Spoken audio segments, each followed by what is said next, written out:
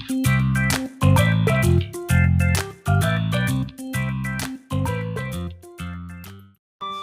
guys! Samahan nyo kaming maglipat bansa. Bukas na po pala ang alis namin guys, kaya isa-isa na kaming nagliligpit ng aming mga gamit. Isang araw lang kasi sa amin pinahiram ang vacuum, kaya isang araw lang din kami nagligpit. Sabay-sabay din kasi namin gagamitin. Ito ang pinakamahirap bilang isang OFW, ang maglipat ng ibang bansa. Ang bilis ng mga araw, parang kailan lang nagliligpit kami papunta dito. Ngayon naman paalis na naman kami. Parang araw lang ang lumipas. Nalulungkot kami sa mga gabi na ito kasi huling gabi na namin dito sa Germany. At syempre guys, kapag Pinoy, alam nyo na wala sa ugali natin ng mag-iwan ng mga kalat, diba? Kaya bago namin ninisan tong apartment namin, nilinis na muna namin para wala silang masabi sa amin. Pero wala meron at meron pa rin silang masasabi sa amin. Mga oras na to guys, nagsisegregate kami ng aming mga basura. At kailangan kapag mga karton ang itatapon mo, kailangan siya tuping-tupi, hindi siya pwedeng nakabuo, kailangan talaga namin sirain.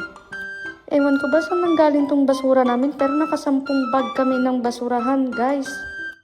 Sa loob ng 9 months, parang di kami nagtapon ng mga basura namin. Andito na kami sa baba guys para magtapon ng aming mga basura. Ang pagtatapon nga pala ng basura dito ay color coding. Kailangan mong itapon ng maayos guys dahil kapag nakita nila na hindi mo ginawa ng maayos yan, ibabalik sa iyo ang mga basura mo. Unang beses nga pala namin naranasan mag-snow dito sa Germany. Kita nyo guys, ang kapal. Sa mga araw na to, problemado kami dahil ang daming ganap sa araw na to guys.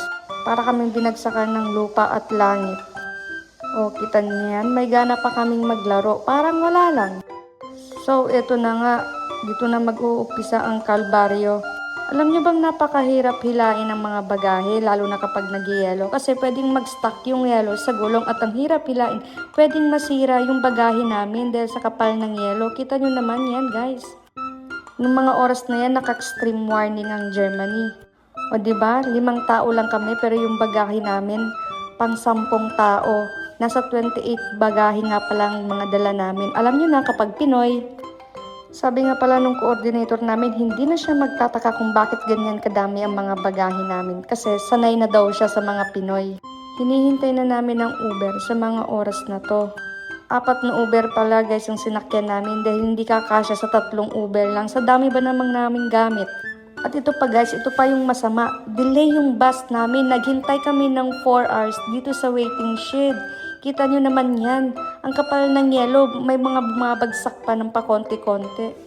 Ang tindi talaga ng nangyari sa amin ng araw na to guys. Dumagdag pa talaga tong delay naming flight. Kaya kung isa kang OFW at balak mong lumipat ng ibang bansa, pag-isipan mong mabuti. Hindi ko na nakunan ng video habang pinapasok yung mga bagahe namin sa bus kasi mabilisan ang paghihinto ng mga bus dito. 5 minuto lang, aalis na. Nasa 10 stopover nga pala kami, 16 hours yung biyahe namin from Germany to Poland. Umalis kami ng alas 12 ng madaling araw, dumating na kami ng nasa alas 3 na ng tanghali.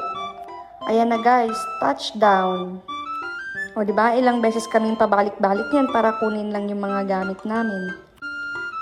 So, kailangan namin pumasok dito sa mall para magpa-money exchange. Kasi tinatanggap ang euro dito, kailangan zloty Maghahatak na naman po tayo.